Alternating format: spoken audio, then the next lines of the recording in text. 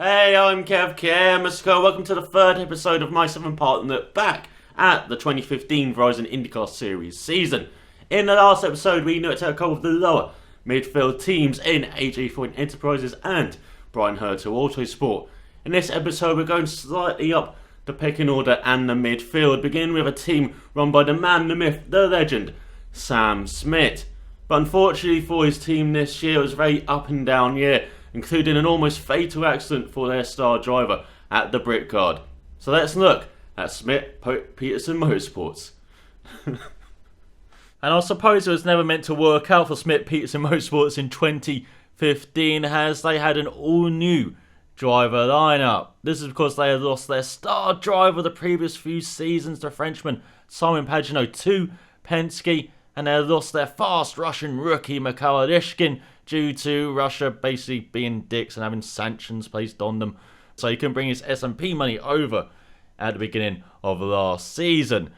So in their places, SPM brought in the mayor of Hinchtown, the mayor on the air, the popular Canadian James Hinchcliffe as their star driver. He had moved over from being one of the guys at Andretti Autosport to being the guy now. And alongside them, they had another Jakes, returning to the series after a year away. And I suppose at the beginning of the year, another indication why it wasn't going to be Schmidt Peterson Motorsports years, because they had the Honda Aerokit, and particularly in Jake's hand, they really struggled. But in Hinchcliffe's hands to begin the year, it was actually pretty decent.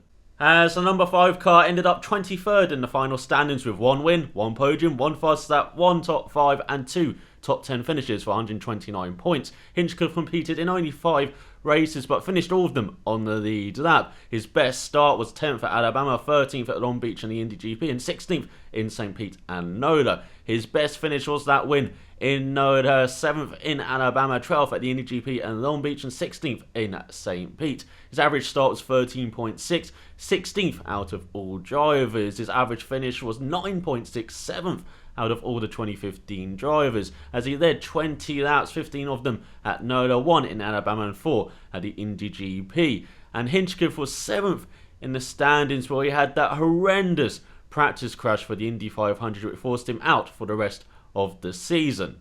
So it was a great start to Hinchcliffe's Schmidt Peterson Motorsports career. It really looked like he enjoyed leading a team. That win at NOLA, it was perhaps a bit lucky, particularly on the strategy side with the caution flags playing into hands, but Schmidt Peterson Motorsports called the strategy right and they got a double podium as a just reward for that. And he also saw at Alabama, where Hinchcliffe finished 7th, overshadowed by Graham Rahal's heroics in the Honda powered car there, finished on the podium. But Hinchcliffe was very solid in Alabama, got the fastest lap at the Indy GP, but was kind of stranded in the midfield in 12th before he had that that accident for the Indy 500 practice. Brilliant work from the Hamacho safety crew to keep the Canadian alive, and he's been training for the rest of the year, and he looks like he's now ready for the 2016 season. And I'm really looking forward to see what Hinchcliffe can do in 2016, because as I said, that glimpse in 2015 was very promising. After 2013, where he won 3 races for Andretti Autosport, we expected him to kick on, but the 2011 IndyCar Series Rookie of the Year just didn't do that in 2014. I don't really know how to describe his 2014 season. It's just very up and down, just the luck didn't roll his way, but it certainly did at the beginning of 2015 before that accident. And I'm really looking forward to see what the Canadian can do in 2016. Being a team leader, it's very exciting for him, and I think it could be exciting for the series as well, having perhaps their most charismatic driver being right up there fighting for at least podiums and maybe even wins as well. So after the likeable Canadian got injured, Schmidt Peterson Motorsports rotated a couple of drivers in the number 5 car, beginning with Ryan Briscoe. He came in for the Indy 500 Texas, and in the final 6 rounds of the season, beginning with Fontana, as he finished 18th in the final standings, 1 top 5 and 4 top 10 finishes for 205 points. He competed in 8 races, finished 6th of them with 5 lead lap finishes. His best start was 2nd at Milwaukee, 16th at Fontana, 17th at Sonoma and 18th at Pocono. His best finish was 5th at Sonoma, 8th at Texas, Iowa and Pocono, and 12th at the Indy 500. His average start was 17.8, 27th out of all drivers in 2015, but his average finish was 12.0, 14th. He had 2 retirements due to crashes at Fontana and Milwaukee, and he led 10 laps throughout the year, 7 of them at Fontana and 3 in Pocono. And Briscoe seemed to prove how good that number 5 car was, coming in an Indy in very difficult circumstances, but finishing on the lead jack, coming in with almost a top 10 finish, a brilliant job from the Australian veteran there. And then in Texas, he got a top 10, and then in Fontana, he was battling for the win, but unfortunately was in the wrong place at the wrong time, and then Hunter Ray went for a gap that closed, and he was just collected at a terrifying crash, but thankfully he was all well after that. And then in Milwaukee, he just made a silly mistake, making a move on his fellow Aussie Will Power. Iowa got a top 10, Pocono got a top 10, top 5 in Sonoma. Only Mid-Ohio was kind of an off weekend for Briscoe in 2015, so he showed himself really well in 2015, finishing 18th, 1 place ahead Coletti, who did the whole season. So that number 5 car was very good in Briscoe's hands, and I'm interested to see what he does for 2016. IndyCar wise, if he does just return for an Indy 500 shot, which is probably the most likely scenario, but perhaps would like to see him in a regular seat again, but he does this during his whole career, it seems like. Briscoe, where his peak was back in 2009 with Team Penske, battling for the title before he messed up in Motegi out of the pits, and that cost him perhaps his only chance of an IndyCar title. But the pole sitter for the Indy 500 back in 2012, he's just so off and on, it feels like. In 2015 he was on, in 2014 with Chip Ganassi Racing he was a bit off, he only finished in 11th in the final standing. So, for Briscoe, I guess he's kind of a known quantity, but he's also quite a good known quantity as well, and probably does deserve a full-time ride in the Verizon IndyCar Series. But in 2015, Briscoe was a very good super sub.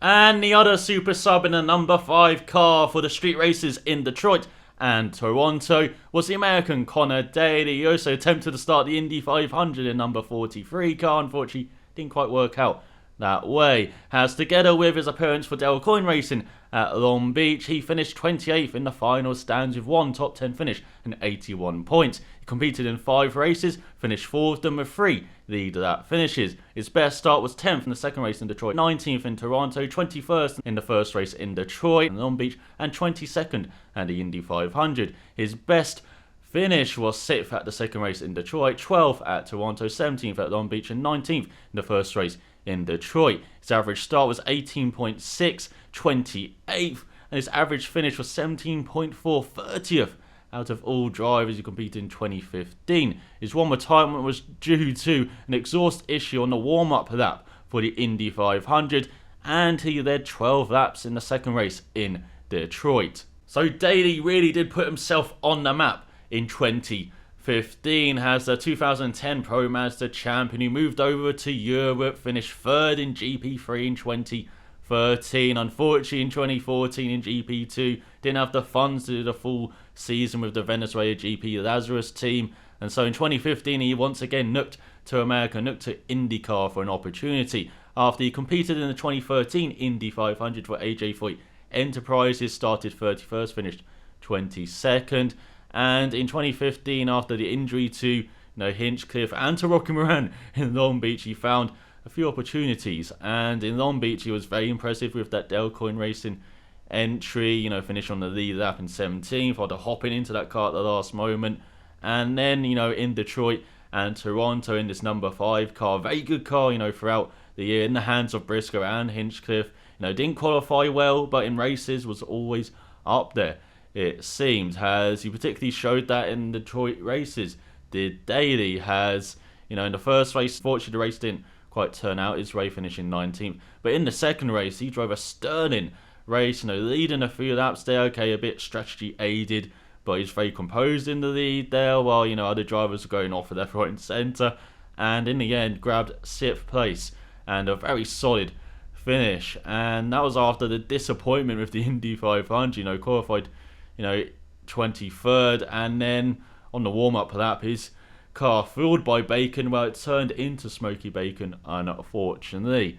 And then 12th in Toronto, wasn't really there, pace rise all weekend, but he definitely did show something, as we have seen in, junior Formula, with the ProMaster, with the GP3, with the GP2 as well. Not much in 2014, but in 2013, when he hopped in at the last moment for Hillman Motorsport for the opening round of the season at Malaysia and finished 7th in the sprint race there. In 2011 with Sam Schmidt as well, when he drove in Indy Lights for him for a few races, won in Long Beach, got the pole in Baltimore, should have won that race but made a silly mistake when he was leading by a country mile, and all of that stuff that he showed in the past now, that he showed with Delcoin 2015, is why, the veteran team owner is taking a punt with him in 2016 with the help of Jonathan Birds, and I really do hope he replicates what he showed in 2015, the young American. But whoever drove that number 5 car, it was very strong everywhere. Meanwhile, the same perhaps couldn't be said of the number 7 car driven by James Jakes,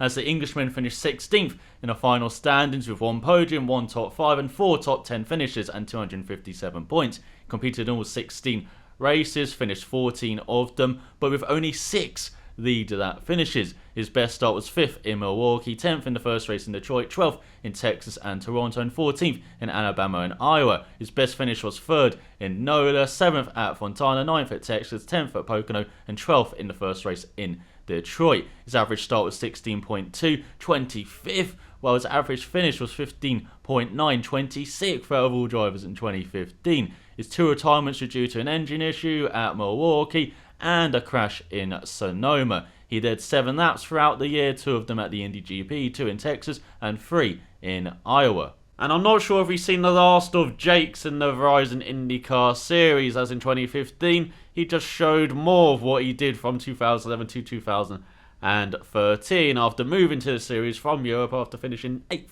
in the GP3 series in 2010. As apart from that podium in Noda, he was particularly strong on the ovals, 9th in Texas, 7th in Fontana, 10th in Pocono, and should have got a great result in Milwaukee, where Schmidt Peterson Motorsports really dulled that car in, getting a double top 5 in qualifying, but unfortunately in the race it unravelled for both of their drivers. Briscoe making a silly mistake. I think I remember Jakes making a silly mistake before engine failure ultimately ended his day. So for Jakes, it's a bit weird seeing him struggle, it feels like, on road and street courses, considering his background from Europe. And as I said, finished quite well in the GP3 series in 2010 with a few podium finishes. But in IndyCar, he's only had 2 podium finishes. He got 2nd in the second race in Detroit in 2013 and that 3rd place in NOLA. But apart from that, he's only had 7 top 10 finishes in 4 years now in the Verizon IndyCar series and 65 races. But for Jakes, perhaps the good thing for him is that he is quite well backed. That's kind of half the battle to get a seat in the Verizon IndyCar series, unfortunately. And so, of course, he's probably going to be linked to Delcoin Racing once again, the team he drove for when he first came over to America in 2011 and 2012, finishing 22nd in the championship in those years. He finished 19th in the championship with Ray Hood and Racing in 2013, but yeah, he may have finished 16th this year, but that's still the 3rd worst out of the full-time drivers. Only Jack Hawksworth a point and a position behind him, and then Coletti way down the road. So for Jakes, as I said, perhaps linked to Delcoin, but apart from that, I'm not sure if he has, really a future in the Verizon IndyCar series, as we've seen what he can do now over 4 seasons. I'm not sure there's much improvement, expected from him. Surprisingly good on the ovals, in 2015, but apart from that, not much to write home about it once again for James Jakes in 2015.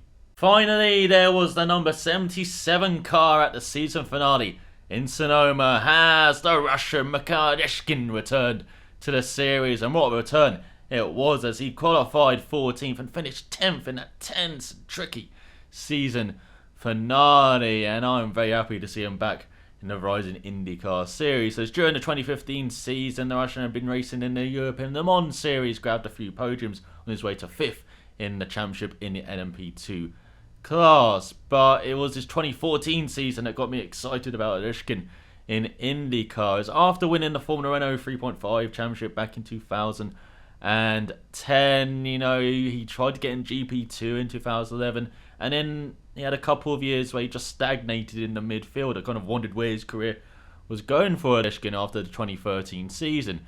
But then it came to life in 2014 as he came over to America, and he surprised us, especially on the big ovals, finishing like 7th in Texas, 7th in Pocono. It's just the Indy 500 really where he didn't do well on the big ovals in 2014. Unfortunately, it was the scene of a massive accident as well in Fontana in practice, where he went scarily up into the catch fencing, but he recovered from those injuries. He wanted to be back at the beginning of 2015, but unfortunately could not. But it was great to see him back at the end of 2015, and I can't wait to see what he does in James Jakes' seat in 2016. In 2014, perhaps not the rookie of the year. That was Carlos Munoz just a bit, but he was kind of my rookie of the year, I felt, in 2014. So I'm really excited to see what he can do with another full season in IndyCar in 2016. But it was a fantastic end to the year for Schmidt Peterson Motorsports and for Olsen. Up and down can certainly describe the next team we are looking at. The second and final team we're looking at in this episode has the team co-owned by Jimmy Vassie and Kevin Calhoven. Certainly had an up in a veteran looking like he was back on his best form, and a down in a struggling rookie in the other seat. So let's look at KVSH, or KV Racing Technology. So let's begin with the good for KV Racing Technology in 2015, and that was the number 11 car in the hands of Sebastian Bourdais, as the French veteran finished 10th in the championship with 2 wins, 2 podiums, 1 fastest lap, 4 top 5s and 8 top 10 finishes for 406 points. He competed in all 16 races, finished 14 of them with 12 of these lap finishes. His best start was 3rd at Mid-Ohio, 5th at Toronto, 6th at St. Pete, Noda, and the first race in Detroit. His best finish was 1st in the second race in Detroit and Milwaukee, 4th at the Indy GP, and 5th at Toronto. His average start was 9.9, 8th out of all drivers in 2015, while his average finish was 10.9, 13th. His 2 retirements were due to crashes at Noda and Pocono, and he led 145 laps throughout the season, with 1 of them at Long Beach, 2 of them in Alabama, 18 in the second race in Detroit, 118 at Milwaukee, and 6 at Iowa. So it was another superb season from the Frenchman with KV Racing Technology, coming off the back of a 2014 season where he won in Toronto, got a pole in Mid-Ohio, and finished 10th in the standings there. Well, he repeated it in 2015 with an even more impressive win at Milwaukee, where he and KV Racing Technology just grabbed hold of that race and wouldn't let go. He was leading by a lap, I think, on the field at one point. I know it was kind of pit stop aided, but it was just really impressive from Bourdais, highlighting once again that he is an oval racer as well as a road and street course racer as well. We saw his street racing skills, of course, in that second race in Detroit. It was very tricky conditions, and he had to keep it, of course, on the tarmac, and he did that. He was under pressure with that late restart, but held on, got the fastest out of the race as well on the way to that victory. And he got 8 top 10s during the year for half those races. Could have got a top 10 in the Indy 500, finished 11th there after qualifying 7th, his best start for the Indy 500. So, that really does highlight that, he is very much an oval racer. And looking forward to seeing what he can do in the Indy 500 in 2016 and in the season as a whole. Since returning to the Verizon IndyCar Series, or American Open Racing, back in 2011 with Dale Coyne Racing. He's been with Dragon Racing in 2012, 2013, and KV Racing Technology since 2014. He really has improved year on year, I feel. So heading into 2016, I do wonder where he can end up in the final championship order. But like his French buddy Simon Pagenaud, his former Peugeot teammate, he finished above in the final championship standings. Pagenaud grabbed that Schmidt Peterson Motorsports team and got it into top 5s in the championship. I do wonder if Bourdais can do that with KV Racing Technology, or if the team is kind of just limiting his potential in the final reckoning. As At the end of 2016, there could be a couple of seats open at the bigger teams, depending on what Helio Castroneves and Tony Kanaan do. I do think they will stick around, but that's something to keep an eye on, as I believe Bourdais would be the next best guy to step up into either of those seats. Having him in a pairing alongside Scott Dixon at Chip Ganassi is frightening. Having him alongside, say, Will Power at Team Penske, the former Champ Car rivals, that is equally as scary. So for Bourdais, 2016 could be a very important year for him. Of course, he's fantastic at endurance racing. He's won in everything he's driven, apart from that miserable spell in F1. And once again in 2015, he highlighted how great a talent he is. But now we move on to the bad and very bad for KV Racing Technology, with the number 4 car in the hands of Stefano Coletti. As the Monegasque driver finished 19th at the end of his rookie season with one fastest lap, one top 10 finish and 203 points. Competed in all 16 races, finished 11 of them with only 5 lead lap finishes. His best start was 8th in the first race in Detroit, 10th at the Indy GP, 13th in Iowa, 16th in Alabama and 17th in St. Pete. His best finish was 8th at the Indy GP, 12th at Fontana, 15th in the first race in Detroit and 16th in the second race in Detroit. His average start was 18.9, 29th out of all IndyCar drivers in 2015 and the second worst of the full-time ones, while his average finish was 18.6, 33rd and the worst by a country mile of the full-time drivers. His 5 retirements were due to crashes at the Indy 500, Toronto and Iowa, engine issue at Milwaukee and a brake issue in Pocono. And it started so well for Coletti, as he was very strong in pre-season testing, and then at Long Beach, despite having gearbox issues in the race delaying him, he still managed to come back and set the fastest lap of the race. Then he finished 8th at the Grand Prix of Indianapolis, and then there's nothing really of note apart from 11th at Fontana, and then his second best finishes in Detroit of 15th and 16th, and it's pretty disappointing to see Coletti struggle so hard, as there is raw pace there, but he just struggled to adapt to the Verizon IndyCar series, it seemed, in 2015, as you would expect him to struggle on the ovals, and he certainly did that. But on the road and street courses, as I said, at Long Beach and that the Indy GP, he was actually strong, but you would expect him to be strong elsewhere, and he just was not. And finishing 19th below Briscoe, a half-season driver, that is pretty insane. And I do wonder what is going to happen to Coletti in the future. This 2015 season seems to have destroyed his single-seater career at least. It's going to take him a while to rebuild his stock there after, years in GP2 and GP3 in 2010, in GP2 in the first half of 2013, like he was going to win the title before it fell apart in the second half and he ended up 5th in the standings, his best finish in the GP2 series. And then in 2014 with Racing Engineering, he won his final race in the GP2 series for at least the time being in 6th. I don't think he'll actually go back to GP2, that's in his past now, but in his future maybe he do what lots of young drivers do and do some sports car racing. And I did see in the past month he has tested for SMP Racing in their Nissan BR01 in NMP2 WEC Championship. So be interesting to see if he is actually in the running for that seat, and if he does go sports car racing, maybe even to the European Le Mans series like we saw with Ishkin in 2015. It'd be interesting to see what happens to Coletti in 2016, but unfortunately in 2015 he had the worst rookie season since the days of Milka Juno. So that is the third episode done. We're virtually halfway through this 7-part look back at the 2015 season.